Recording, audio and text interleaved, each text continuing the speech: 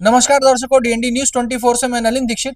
ये जो वीडियो है हम पूर्व में प्रचारित किए थे, ये संजय पाल से जो पीड़ित हैं, जो प्रताड़ित हैं, वो हमाल और श्रमिक आज वापस हमारे चैनल के स्टूडियो में आए हुए हैं। और जो संजय पाल है, जी वो सर। संजय पाल कहाँ का निवासी है और किस कारण से आप परेशान हुए उससे? सर ये ऋषि पैलेस में 524 डी मकान नंबर वहाँ का निवासी है।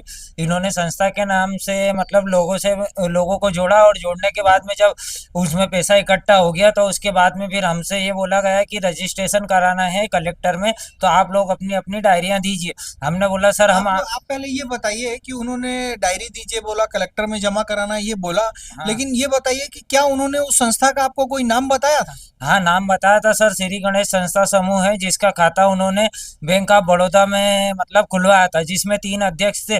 मेन अध्यक्ष संजय पाल थे, उपाध्यक्ष मोहम्मद नसीर थे। संजय पाल का पूरा नाम बताइए, उनका पता बताइए। संजय पाल का पिताजी का नाम हौसला प्रसाद पाल है और यहाँ पे वो 524 डी ऋषि पैलेस कॉलोनी में रहते हैं, जिनका थाना द्वारकापुरी लगता है। द्वारिकापुरी थाना लगता है। हाँ। और उन्होंने आपसे श्री गणेश कंपनी के नाम से जो हाँ। जमा करवाया है पैसा। जी और सर। उसके बाद अभी जो आपका वीडियो बना था, जैसा कि आपने हमें बताया कि उन्होंने शायद आपको पुनः फोन लगाया, कुछ कहा, कुछ बोला आप लोगों से। सर अनजान नंबरों से फोन लगवा के पूछते हैं और उसके बाद डराने और धमकाने की धमकी देते हैं। और राह चलते लोगों से हम लोगों से इस बारे में जानकारी लेने की कोशिश करते हैं और मानहानि का दावा लगाने की धमकियां देते हैं लोगों के जरिए। तो संजय पाल के पास जो पैसा रहा अभी तक आपका, वो जी। कुल कितना पैसा रहा? और जो पैसा आपको लेना है, आप कह तो रहे हैं कि हमको उनसे पैसा लेना है, जी। लेकिन क्या आपके पास उनके खिलाफ कोई प्रमाण है? उन्होंने आपका पैसा नहीं दिया तो आपको उन्होंने दिया होगा किसी रूप में, वो पैसे का कोई प्रमाण होगा आपके पास? सर कुछ कुछ पैसा का उन्होंने चेक दिया है। उसके अलावा जो ऊपर का पैसा था तो उन्होंने मेरे पिताजी को का भी था उसमें, तो उन्होंने उनको देने का बोला था। तो हम घर में थोड़ा जरूरी काम था हमारे को, तो हमने उनसे पैसे के लिए बोला, तो उन्होंने फोन उठाना बंद कर दिया, ब्लैक लिस्ट में कर नहीं दिया। नहीं, जैसे हमारी चेक की बात हो रही है अभी हाँ। तक, तो क्या वो चेक आपको संजय पाल ने खुद के साइन करके, सिग्नेचर करके दिए हैं? हाँ दिया था सर। और मेरे को ये बोला था कि ठीक 2 महीने बाद एक एक करके तीनों चेक लगाते चले जाना, आपका ये पुराना पैसा मैं आपको दे दूंगा। मतलब आपके पास कुल तीनों चेक हैं, हाँ। उन तीनों चेकों पे संजय पाल ने संजय सिग्नेचर किया सिग्नेचर हुआ है। किया हुआ है। और मैंने जब इनसे कहा तो इन्होंने फोन उठाना और उल्टे सीधे आरोप लगाने की कोशिश की। और जब मैं फोन नहीं उठाया, मेरे घर में आर्थिक स्थिति गड़बड़ हो गई, तो मैं पैसे के लिए इनके घर गया तो इनकी वाइफ ने मुझे अशब्द बोल के और उल्टे सीधे आरोपों में फंसाने का और जान से मारने की धमकी दी। शायद उस केस में आप द्वारिकापुरी थाने में हाँ, बैठाए भी गए द्वारकापुरी थे। थाने में बैठा दिया था। जब संजय पाल जी से सर की बात हुई थी तो ये समस्या कोई निराकरण पे पहुंचने वाली थी, तो इनकी वाइफ ने बदतमीजी करके मुझे जेल के अंदर बंद करवा दिया था। आपको जेल के अंदर बंद करवा दिया था। हाँ। और जो थाने में। आपका पैसा संजय पाल से लेना है, वो कुल राशि, कुल रकम कितनी है? सर मुझे 3.5 लाख रुपए लेने होंगे। और अगर उसके ऊपर अतिरिक्त अगर ये जिस हिसाब से इन्होंने जो बोला था उसके हिसाब से 50,000 और बनते, लेकिन आप मुझे मेरा मूल दिलाने की कृपा करें, क्योंकि मेरे को ब्याज नहीं चाहिए सर, क्योंकि मैं उनसे आपका सीधा क्या काम क्या बनवा। शुभ नाम क्या है आपका? मेरा नाम राहुल पाल है सर। तो ये राहुल पाल हैं। इनके 3.5 लाख रुपए जो है संजय पाल के ऊपर निकलते हैं। इनका कहना ये है कि इन्हें ब्याज के रूप में कुछ भी नहीं चाहिए, और प्रमाण स्वरूप इनके पास संजय पाल के 3 चेक जमा हैं। और जो 3.5 लाख रुपए हैं, उसके एवज में सिर्फ ये 3.5 लाख रुपए की मांग करते हैं, डिमांड करते हैं। उससे ज्यादा पैसा ये मांग नहीं रहे हैं। और ये उसकी पत्नी के द्वारा पीड़ित भी हुए हैं, प्रताड़ित भी हुए हैं, और एक बार इन्हें और थाने में बंद भी किया गया और है। सर संस्था के जो बचे हुए हैं उप और सचिव अध्यक्ष थे, जब उनसे हमने इस चीज की दरखास्त की तो उन लोगों ने इस मामले में हमसे ये कहा कि हमारी भी जमा पूंजी उनके पास में रखी हुई है, वो हमको खुद नहीं दे रहे। जब हमने उनसे बोला कि हम लोग कोई चीज कर रहे तो आप हमारा सहयोग तो प्रदान कीजिए, तो हमारा कोई सहयोग भी प्रदान नहीं कर रहा। मतलब इसमें 3 से 4 जने, चार संस्था मेंबर के थे। संस्था संस्था के के चार चार मेंबर चार थे। मेंबर है, एक सचिव हैं, हाँ। अध्यक्ष संजय पाल हैं, हाँ। और 2 जो अन्य लोग हैं वो किस पदों पर हैं? वो सर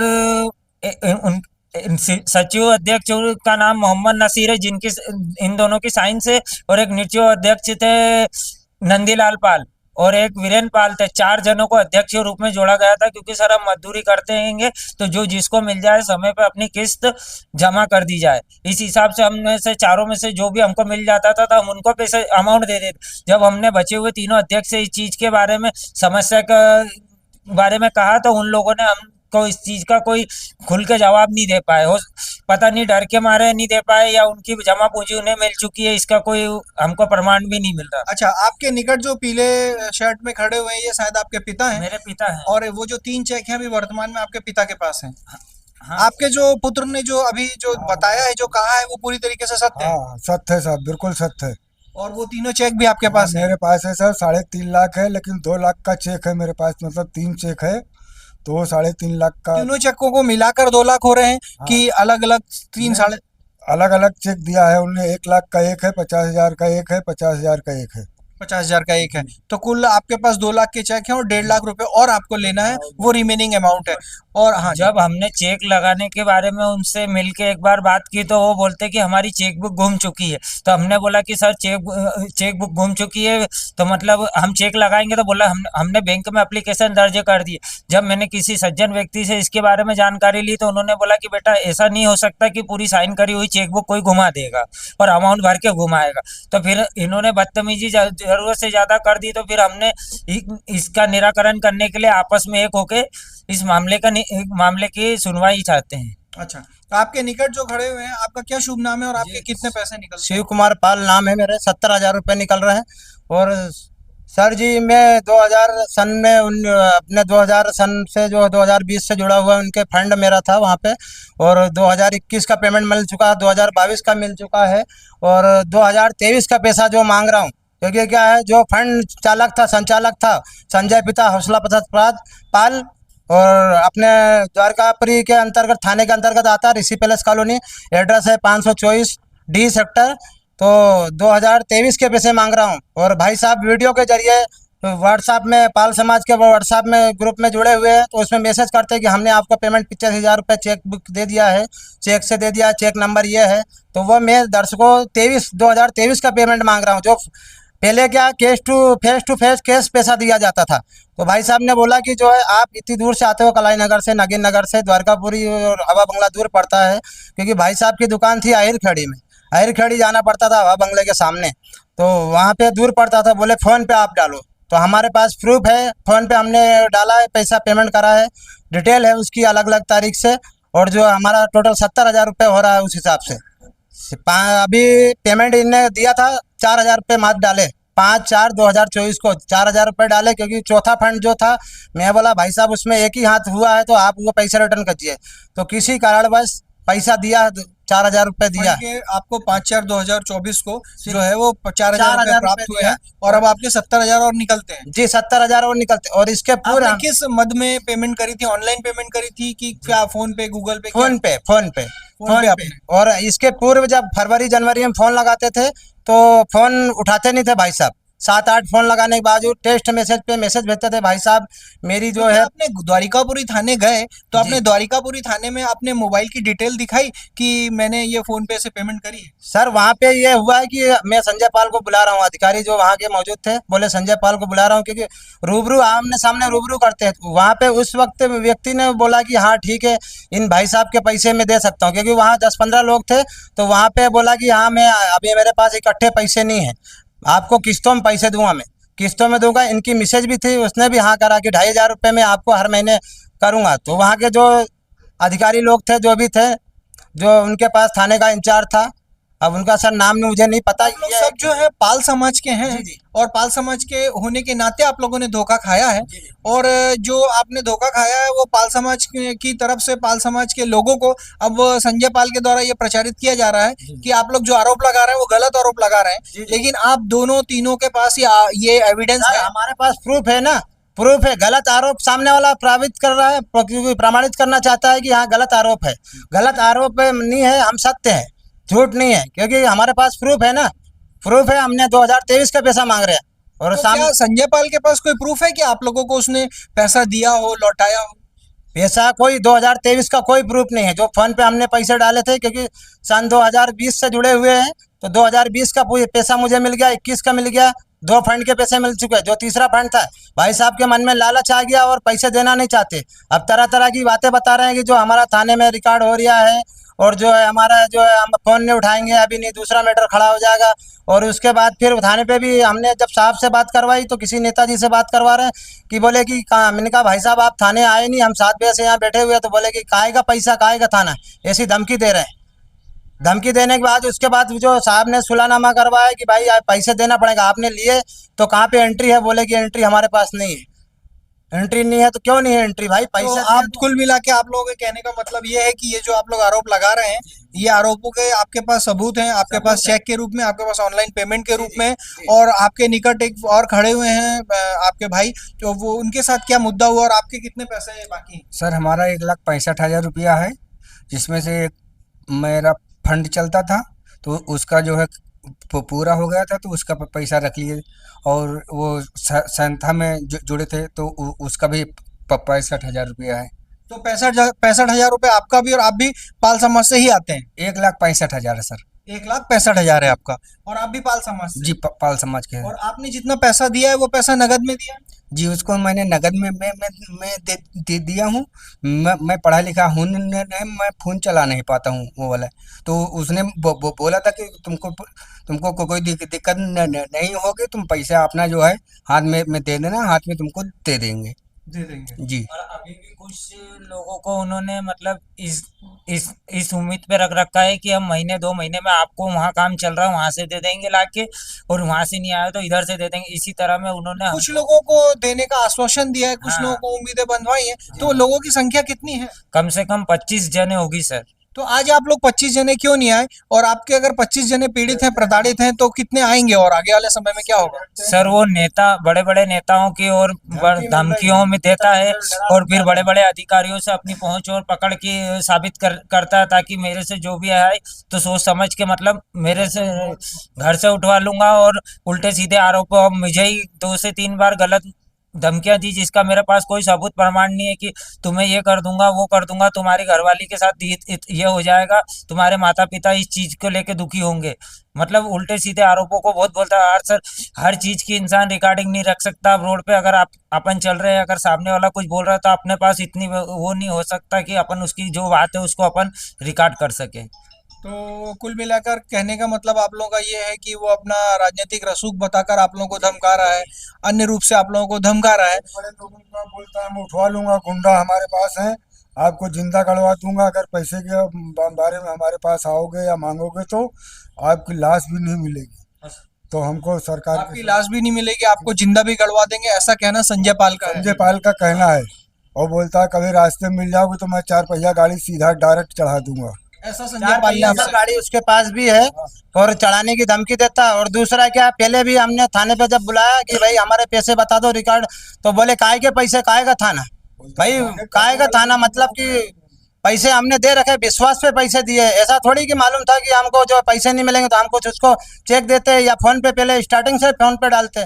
जब भाई साहब ने बोला कि दूर पड़ता है, 2000 से 23 से मेरे पास रिकॉर्ड है, इसका पूरा का रिकॉर्ड नहीं है, तो 2023 का जो रिकॉर्ड है वही पैसे मांग रहा हूँ मैं। उसके पहले के दिए भाई साहब ने दिए, वो ठीक है, बाकी उसके पहले का जिन लोगों के पास कोई प्रूफ नहीं है, उनका पैसा, मेहनत का पैसा है, वो फजूल जा रहा है। और सर जब हमारा पैसा हमने मतलब बाकी था, जब हमने उनसे बोला कि भैया हमारा हिसाब कर दीजिए, हम हमारा देना लेना जिससे हम उसको दे के फ्री हो जाए, तो भाई साहब इस बात को अनदेखा करके 4 व्हीलर गाड़ी लिया और लोगों के दिखावे के लिए लोन ले लिया उन्होंने, ताकि मैं लोन पे लेके आया हूँ और अपनी जरूरतों को पूरा कर रहे।